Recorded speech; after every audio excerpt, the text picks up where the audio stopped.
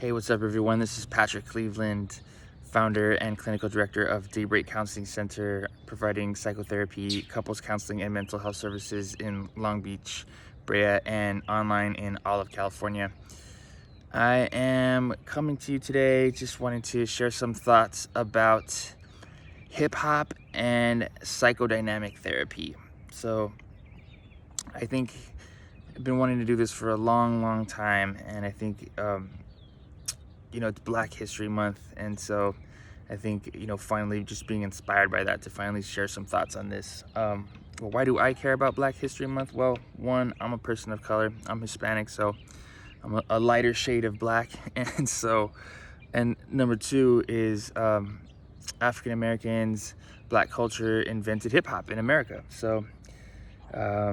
And I am, in addition to being a psychotherapist, I'm also a hip hop artist. And I've been a hip hop artist for 20 years, making beats, rapping, DJing, and just found it to be it's a big part of my life. So, that's why I feel compelled. And then also, too, just wanting to integrate. I talk a lot about integration, and I've been thinking about how to integrate these different parts of me, the therapist part of me and the hip hop artist part of me. So, I thought this might be a good way to do it, talking about the relationship, things that connect between hip hop and psychodynamic therapy, specifically psychodynamic therapy. And I'll get into more of that, why.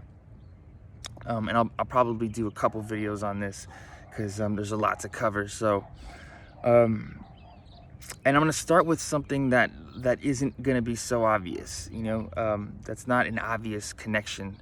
And that is sampling.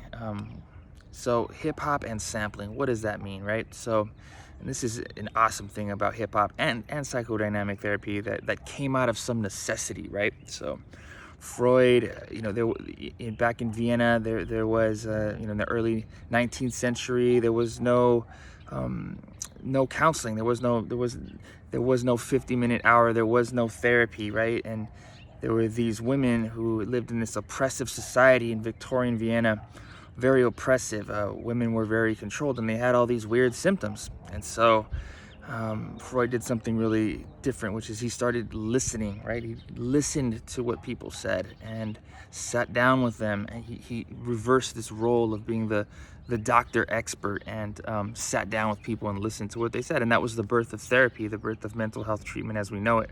So similar here, he didn't have a lot at his disposal to do that. Same with hip hop culture, right? It started in the South Bronx. People lack space. I don't know if you've been in New York, but space is a big issue there. And, lack instruments, musical training, and they made beats with what they had, right? They made music with what they had, with records, with breaks, with little samples, little loops, so it's this idea of, there's a calling here, there's a necessity for expression. How can I make use of this? And one way that they did that, one genius way, was sampling, right? You take a loop of something.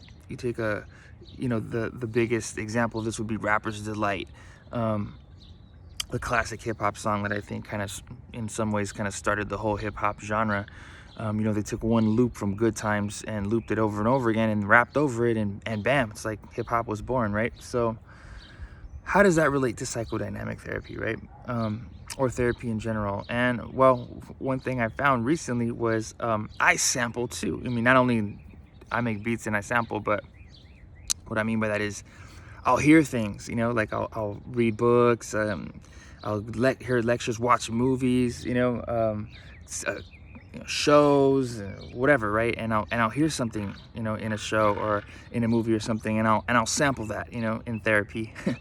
How do I do that? So what I mean by that is it'll kind of stick to me, or there'll be a moment in therapy, where it'll just pop out. It'll be intriguing in the moment when I watch it. I'll kind of remember it. I'll be like, oh, that's really interesting. I can kind of use that.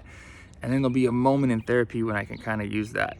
And I guess I'll give you an example. So there's this really cool show that came back. It's called In Treatment. It's on HBO. And we were watching it 10 years ago when I was in graduate school. We obsessed over it, and picked it. He's a psychodynamic therapist. Classic example, great example of a psychodynamic therapist. Once again, it's In Treatment with Gabriel Byrne. Great show. They just came out with the season 3. I'm excited to see it. And in the show, he tells this story, right? He tells this story. He's treating this pilot, and the pilot, he's in this phase of therapy where he's like, man, I feel really lost.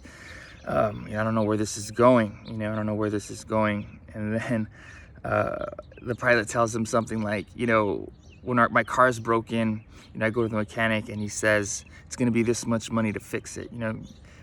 If I'm sick, I go to the doctor. The doctor says, you need to take these medicine for this long. And then, but with therapy, he's like, he looked at this therapist. He says, you people don't promise shit. We can't make these promises. We don't know how long it's going to take. We don't know what else is going to come. And so that could be a frustrating thing about therapy, right? And so Gabriel Byrne tells him this story.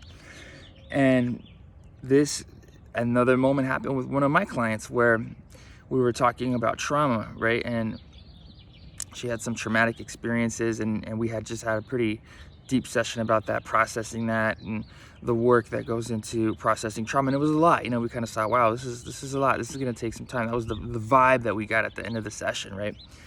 And she was like, how long is this going to take? I don't know. Should I do this work? What a project this is going to be. All reasonable things, you know what I mean? And why some people quit therapy or they don't want to do the work, because it's not easy. And the story came up, the story popped up, and I was like, I'm going to use this story, right? I sampled the story. And so the story was something like this, and I'll probably mangle it a bit because it's been a while, but it was something like, he told an old Jewish parable, I think it was, maybe a biblical one, about this king who there were some prisoners, and I think 2 of them were sentenced to death, but the king liked them both. The king didn't want to sentence them to death. And so instead of sentencing them to death, he didn't know which one to choose from. And instead, what he did was he had his staff create a tightrope across this huge abyss, huge abyss, right? A tightrope. And he told them, if either one of you make it to the other side, you're free. You're free. If you're not going to be put to death if you make it to the other side of this tightrope. And so they say, okay. So the first guy, right? He gets on the tightrope. He's walking over there. He's teetering. It looks like quite a struggle. And he makes it to the other side, right? He makes it to the other side of this tightrope, right? And he looks back, and the other guy's there watching him, like, whoa, hey, please tell me, how did you get to the other side? What did you do? How did you get to the other side of this abyss?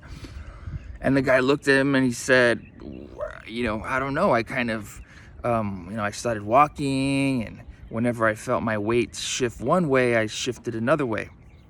And I just kept doing that. It was really difficult. And the guy's like, yeah, but how did you do it? How did you do it? He was just, wanting more detail. And he's like, that's the best I could give you, right? And I was kind of perplexed by that. I was like, all right, well, what the hell's the point of this story, right? And so he asked the patient, which we do, well, what do you think the point of the story is, right? The patient says something, and then he said, I think the point of this story is there's no easy way to walk over an abyss. And the abyss is a metaphor for the work, for the trauma, for the deep feelings, the memories, the difficulty, the unknown, right? The abyss symbolizes all of these things, right? And that's the moral of the story. There's no easy way to get from point A to point B in therapy, right? There might be when you take your car to get fixed, right? All right, we're going to change these parts, off you go. But therapy doesn't work that way, right? And so that was the moral of the story. And I used that story in that moment. And the client kind of got it, you know what I mean? Like, storytelling, right, is ancient. That's how we've learned throughout the ages before, data, computers, and all this stuff. We've told stories to each other, right? The oral tradition. And so that's what I used, and that's what I did. And it was a nice ending, and she got it, right? So I sampled that story, right? So that is just a brief example of how hip-hop relates to psychodynamic therapy. I'll have a couple more of these to go. in kind of explaining more about the connection between hip-hop and psychodynamic therapy. So I look forward to sharing more with you, and you guys take care, and I'll have a great day. Peace.